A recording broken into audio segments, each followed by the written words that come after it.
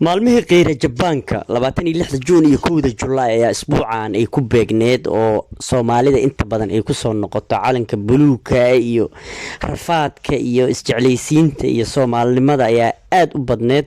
waxaa lagu qabtay qaybo badan oo kamid ah Soomaaliya walow haddana aanan magaalooyinka qaar laga xusinba social media waxaa qabsaday qiira iskawaal iyo madax Soomaali oo marba dhinac dad u dudinayo hotel la xaflada ku qabsado mid walba qarannimo iyo midnimo iyo wuxuu ka hadlaa laakiin wax ka jira male kulli waa wada qaa'imiin kuwa qaranka qiyaamay dib u dhigay la degay waa xilli dalka xurriyadiisa ay sheegaan oo loo dabaaldega una hal xurriyad haysan waa xilli qof walba oo Soomaali ah oo reer galbeedka ama dawlad kale u baahatay inuu tartiib u qaato uu wada karo waliba ugu dambeeyay muwaadinka Soomaaliya ee dawladda Soomaaliya ay gacanteeda ku dhibtay balse Mareykanka iyo reer galbeedkii watay ay ku faaneen in ayagu ay soo qabsadeen cidna ay kala tashan waliba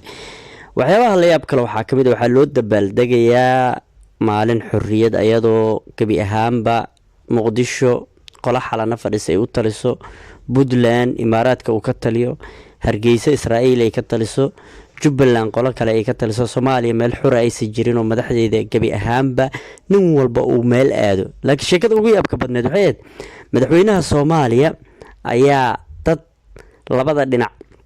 ciidan laga dhigay oo silig lagu soo xiray la yiri dhexdu ka soo kala ayagoon ogeyn macnaha waa sheeko social media lagu xaysiinayo oo lagu faaniyay oo macnaha madaxweynahan uu faan ka day waayo madaxweynuhu waqtigiisu waaba dhamaadaba sharciyad kuma joogaba 4 sano la doortay dadka afar ragcay inuu tujiyaa loo doortay laakiin 5 uu ka dhigday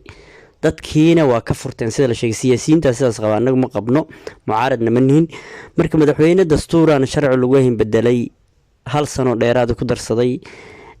xukun military inuu dalka ku sii joogo rabo wixii uu baydhabo ka sameeyay aan ognahay hadda galmudug wuxuu ka sameeyay rabo aan ognahay Jubbaland inuu ciidan u daldala aan ognahay Puntland sidoo kale inuu hadda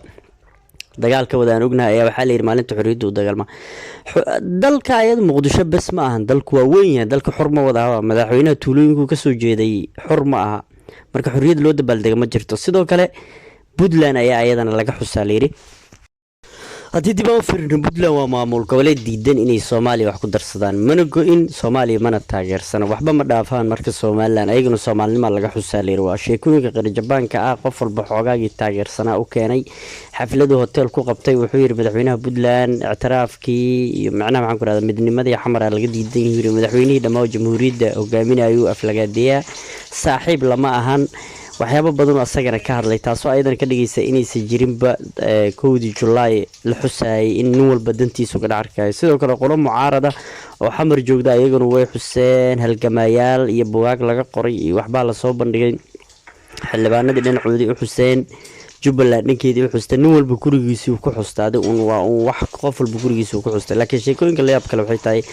dalkeena xaqiiqatan marka la fiiriyo Soomaaliya dhibaatooyin badan ayaa ka jiro waa dal la kabo waa dal ciidamadiisa iyo siyaasiyiintiisa mushaarkooda la bixiyo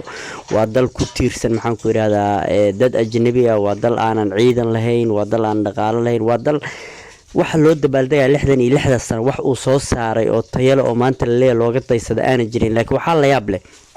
madaxweyne Xasan habeen hore meesha waa uu ku dabaaldegaa oo xurriyadda ayuu uga qudbeynaya dadka lahaa oo diyaarada tabalcaara oo Turkiga iyo dalal shisheeye ay leeyihiin lagu soo bandhigay 34 sano ama 35 sano ka hor diyaarada Soomaali ay leedahay ayaa dul heebaabayay oo maxaan ku yiraahdaa calanka kor waday taasoo waliba aan wax laga soo tabalcaaraysan jirin laakiin nasiib darrada ku dhacday anagu xoolo dad Islaameed ay leeyihiin iyo hanti oo Turkiga leeyahay ayaa maalin walba lagu soo bandhigaa xamar Soomaalina male dad Islaameed laga soo tabalcaareystay haddana saasiita waa lagu faanaa oo dawladnimada in wax u qabtaa la sheegaa hore waxa la yaab noqotay mid kamid ah wasiirada Soomaaliya diyaarad uu san ahayn oo tabalcaare loo soo siiyay wuxuu yiri anaga iskala ceeb kale ee marka Soomaaliya waxyaabaha qaar iyo waxyaabaha la kala deynsadana in lagu faan in qalad tahay cashirka ma barato marka isku soo wada tuba waxa laga baran karaa in dalkan xurriyadiisa ay kala dhantaalan tahay wax lagu midaysan yahay aysan jirin waxyaabaha la yaab kale oo kamid ah inay tahay in qayb Soomaaliya kamid ah Yahuud ay saaxiib la noqotay Yahuud aadaba oo Israa'iil ay ku biirtay oo maalmo Israa'iil looga dabaaldego oo calankeeda la qaata taasoo mas'uuliyadeeda ayadana mustaqbalka cidii qaadan lahayd la iska rabo waxaad moodaa dalkan hadda xaaladiisa xaalad ka daran inuu sii galay qaybo badan oo kamid ah kooxaha argagixisada iyo shabaab ayaa haysto qaybo kala qabiilo ayaa haysto hogaamiye kooxeedyo meelay haystaan meel ma jirto maanta la leeyahay Soomaaliya kaligeed ayaa dowladahan uga darsan dowladan dhanne waxaad moodaa dalkii dhamaa inuu xamar noqday oo kaliya oo maalmo ay ku faanto amarka xamara laga xun yahay iyo horumarka xamara laga xun yahay xilli la iloobay dhulalkii kale ee Soomaaliya oo ay Jubbaland kamid tahay oo afmadow iyo jilib iyo baydhaba iyo buurakabi ay kamid yihiin in la ilooba moodaa marka waa la arki doonaa kulay laakiin hadda xaqiiqatan Soomaali u dabaaldegi karta midnimo iyo xurriyad ma jirto